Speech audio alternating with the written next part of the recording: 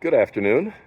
My name is Erik Nilsen, and I'm sending this video from the Pacific Northwest of the United States of America, city of Portland, Oregon.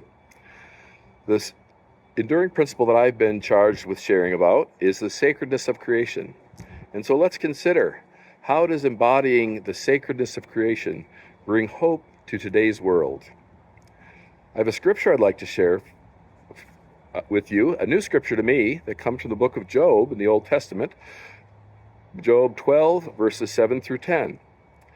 But ask the animals, and they will teach you, or the birds in the sky, and they will tell you, or speak to the earth, and it will teach you, or let the fish in the sea inform you.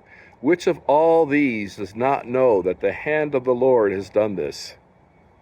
In God's hand is the life of every creature, and the breath of all humanity.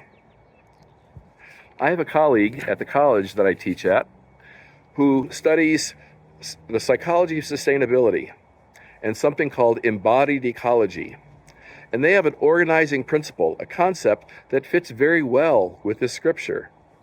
The concept is moth earth. You heard it right. Moth stands for more than human.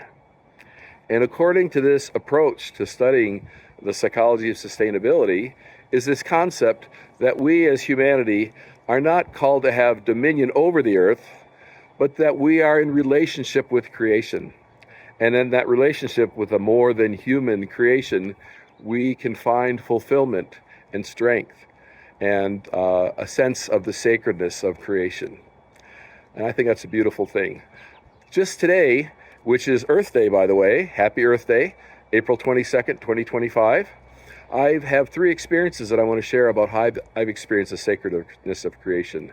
My 3-year-old grandson Soren and I this morning went for a walk in a little forested park right across the road from us. And I had my app, Merlin app on that can identify bird calls. And in about 8 minutes, it identified 8 different bird calls, 4 of which I could recognize, and at least one which is a lifer, a new bird for me. And I think that's a beautiful example of how if we just listen to creation, we can be blessed. And it was great to share that with Soren. At noon today, I took a hike in another forested park about 5-minute drive away from me because I love to forage for mushrooms, and I found these beauties.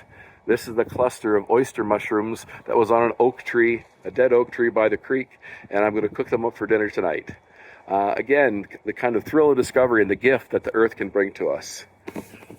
Last but not least, and most significant, I would like to show you part of our yard that my wife and a niece of mine and our grandkids and I experienced a real sacred moment this afternoon. What we have here is a filbert tree, known in most places of the world as hazelnut tree. And we have 2 of these planted in our side yard. And these are planted in the memory of a dear child of ours, Riley Fay, who passed away just under 2 years ago. And I don't want to talk about that experience, but I want to talk about Riley's deep sense of connectedness with creation. He embraced moth earth. And so along with these trees, which was a tree that he appreciated a great deal, we have a little bit of Riley soil because we had Riley turned back into soil through a company here in the Pacific Northwest up in Washington. And he's nurturing and nourished by the earth, which is a beautiful thing. So today we planted wildflowers all around these 2 trees. And the grandkids got to participate in that. And again, it was a chance for us to kind of acknowledge and recognize our connection to Riley, Riley's connection to the earth, and how sacredness can come through acknowledging and embracing and celebrating the sacredness of creation. To finish up this recording, I would like to share a song, and I need to get in the sunshine to do this, a song that's become very dear to our family and used in many different situations that acknowledges that great source of light and love that blesses all of moth, all of us, and all of creation, and that is the light of divine love. And here's the song to leave you with the blessing, to give you hope as we embody the enduring principle of the sacredness of creation. May the long-time sun shine on you, all love surround you, and the clear light within you guide your way on. May the long-time sun shine on you, and the clear light guide your way on. Blessings abound.